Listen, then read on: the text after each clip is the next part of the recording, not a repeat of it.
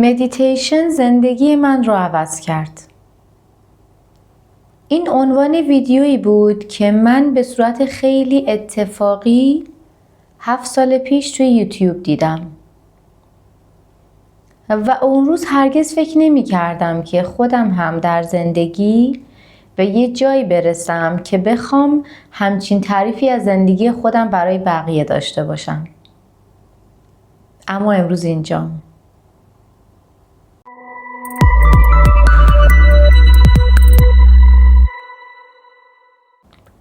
اینجا قراره که راجع به مدیتیشن صحبت کنیم. اما یک شکل جدید از مدیتیشن، یا بهتره بگم از یه زاویه جدید قرار به این موضوع نگاه کنیم. آخه اینجوریه که برای اکثر ما آدم ها مدیتیشن یه چیز خیلی عجیب و غریب تعریف شده. اولین ذهنیتی که از مدیتیشن ممکن تو خاطر خیلیامون بیاد، تصور یه آدم مثلا بوداییه، یه راهبه که موهای کوتاه داره، یه لباس رنگ روشن پوشیده، یه سری مهره‌های خیلی درشت دور گردنش انداخته، چهارزانو روی زمین نشسته و با چشمهای بسته شده مدت‌ها در سکوت به همون حالت باقی میمونه. و انگار که ما آدم‌های معمولی خیلی سر و کاری با همچین تمرینی نداریم. و من میخوام امروز یه اتصالی برقرار کنم بین همون آدم بوداییه یا اونی که اصلا توی غار نشسته و ما آدم‌های عادی در زندگی، یعنی کسانی که سر کار میریم، دانشگاه میریم، توی آشپزخونه خونمون غذا درست میکنیم، پشت میز اداری سر کارمون نشستیم و خلاصه زندگی عادی روزمره خودمون رو داریم. و قراره که امروز این اتصاله رو برقرار کنیم. توی این ویدیو و چند تا ویدیوی آینده که الان دقیقا نمیدونم قراره چند تا بشن تا من بتونم اون حق مطلب رو راجع به این قضیه به صورت کامل مطرح کنم، قراره که راجع به مدیتیشن صحبت کنم. مدیتیشن چیه؟ چطوری انجام میشه؟ چه انواعی داره؟ کدوم نوعش برای چه کسانی مناسبه؟ و خلاصه هر سوالی که توی ذهنمون هست و هیچ وقت بهش پاسخ داده نشده یا نرفتیم دنبالش که ببینیم پاسخش چی بوده، فقط همیشه چون برامون عجیب و غریب بوده سعی کردیم خودمون رو ازش دور نگه داریم. و من میخوام که توی این سلسله ویدیوها به همه این سوالات جواب بدم و یه قضیه خیلی شسته و رفته تحویلتون بدم تا برای همیشه یه بار بدونید که اصلا مدیتیشن جریانش واقعا چیه. برای همین بهترین چیز رو در این دیدم که توی اولین ویدیو از این سلسله ویدیوهای مدیتیشن با تغییراتی که مدیتیشن در زندگی خودم ایجاد کرد موضوع رو شروع کنم. حدود 7 سال پیش من بنا به شرایط کاری همسرم و اینکه خودم تازه درسم رو در مقطع دکترا تموم کرده بودم در رشته مهندسی نفت، من نقل مکان کردم به یک شهر دیگه برای زندگی، در جستجوی کار و همینطور برای بودن در کنار همسرم، چون اون زمان شغلش اونجا بود. توی غم‌انگیزترین و سخت‌ترین روزهای زندگیم، زمانی که من از دادگاه خودم برای همیشه قرار بود دور باشم و میدونستم که دیگه شاید هیچ وقت امکانش نداشته باشه که برگردم و در زادگاه خودم زندگی کنم، کنار خانواده‌ام باشم، رفتم یه شهری که هیچ کسی رو در اون شهر نمیشناختم، اصلا هیچ دوست و آشنایی نداشتیم و شرایط اینطوری بود که از صبح که همسرم میرفت سر کار تا شب که برمیگشت اصلا هیچ کسی نبودش که حتی در خونه رو بزنه. همسایه‌ها رو هم نمیشناختیم، اصلا با هیچ کس ارتباطی نداشتیم. من به امید کار اومدم، اما برخلاف تصورم تو اون زمانی که فکر میکردم میتونم کار پیدا کنم، کار پیدا نکردم. با اینکه من فارغ التحصیل یک رشته خوب بودم و فکر میکردم که حتما با چنین سابقه درخشان تحصیلی و سابقه‌های محدود کاری میتونم یه کاری متناسب برای خودم پیدا کنم. اما به هزاران دلیل که الان نمیخوام اصلا وارد بحثشون بشم، من نتونسته بودم به اون سرعت کار پیدا کنم. از خانوادم جدا شده بودم، کار نداشتم، در یک شهری که هیچ کس رو نمیشناختم و حتی دوری از خانوادم اینم بگم باعث یک سری مشکلات شدید هم برای عزیزانم شده بود. مثلا برای مادرم که به من خیلی وابسته بود ضربه خیلی بزرگی بود دوری از من و به خاطر این قضیه دچار خیلی مشکلات روحی و به تبعش واقعا حتی بیماری های جسمی شد و من خودم رو مدام ملامت میکردم، خودخوری میکردم. توی همچین روزهایی از زندگی من به صورت خیلی اتفاقی با این ویدیویی که گفتم برخورد کردم که مدیتیشن زندگی من رو عوض کرد و روش کلیک کردم و هیچ وقت فکر نمی کردم که واقعا یه روزی مدیتیشن زندگی خود من رو هم عوض کنه. اون ویدیو راجع به یه آقای ایرانی بود که ایران زندگی نمی کرد و دقیقاً اومده بود اونجا راجع به یک مفهوم خیلی جدید صحبت کرده بود. البته مفهومی که برای من خیلی جدید بود لااقل. نمیدونم برای شما جدید هست یا نه، ولی فکر میکنم که 90%مون احتمالاً زیاد راجع بهش اطلاعی نداریم. من اونجا با قضیه‌ای به اسم کار درونی آشنا شدم توی اون ویدیو و فهمیدم که ما آدم‌ها یک سری کارهای بیرونی داریم برای انجام دادن و یک سری کارهای درونی و همونطوری که اگر کارهای بیرونیمون رو به موقع و درست انجام ندیم زندگیمون به چالش کشیده میشه و دچار مشکلات میشیم و آدمهای موفقی محسوب نمیشیم، اگر کار درونیمون رو هم در زندگی به درستی و به موقع انجام ندیم زندگیمون با نقص مواجه میشه. و دیدم آدم‌های زیادی هستن که در دور و برم دقیقاً تو این شرایط هستن. آدم‌های موفق خیلی بدبخت. یعنی آدم‌هایی که به بهترین نحو کارهای بیرونیشون رو انجام داده بودن، موفقیت‌های خیلی زیادی به دست آورده بودن و آدم‌های موفقی محسوب می‌شدن.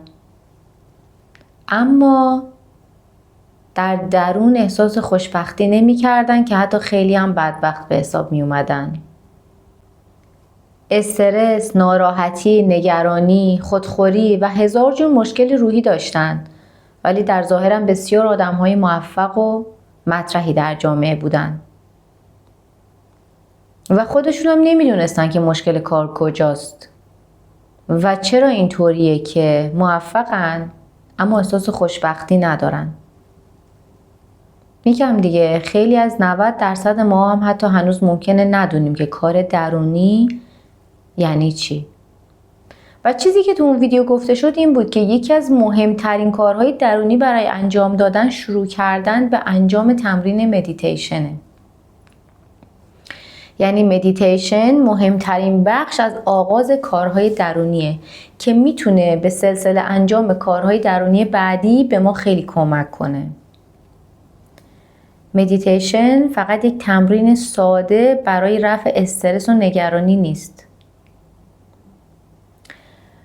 توی اون ویدیو گفت که شروع کنید و مدیتیشن رو بذارید در برنامه روتین زندگیتون. و منم شروع کردم. اما چرا دروغ؟ نه اون روز گذشت و حتی چند هفته بعدش هم گذشت و من دیگه دوباره در یک از روزهایی که خیلی از نظر روحی به هم ریخته بودم چندین هفته بعد از دیدن اون ویدیو به یاد اون ویدیو افتادم که من قرار بود همچین کاری رو آغاز کنم و آغاز کردم و بعد چقدر با خودم افسوس خوردم که ای بابا چرا من از همون اولین روزی که این ویدیو رو دیدم آغاز نکردم. چون که من از همون اولین روزها تغییرات عظیمی رو در خودم احساس کردم. نوع نگاهم، تفکرم، نوع دیدم به زندگی اصلا کلاً عوض شد. خیلی چیزها در من تغییر کرد. یک سری ویدیوها من در داخل کانال قرار دادم، مثل ویدیوی مثلا فرار از تله نشخوار ذهنی یا ویدیوی پشت پرده بیماری فداکاری که توی اونها راجع به یک سری تغییرات عظیم در زندگی خودم صحبت کردم. که پشت پرده اون ویدیوها و اون تغییرات همین انجام مدیتیشن بود. مدیتیشن دید من رو نسبت به زندگی، باور من رو نسبت به زندگی تغییر داد. نمیتونم بگم که تو این 7 سال هر روز در زندگی مدیتیشن کردم، چون دروغه.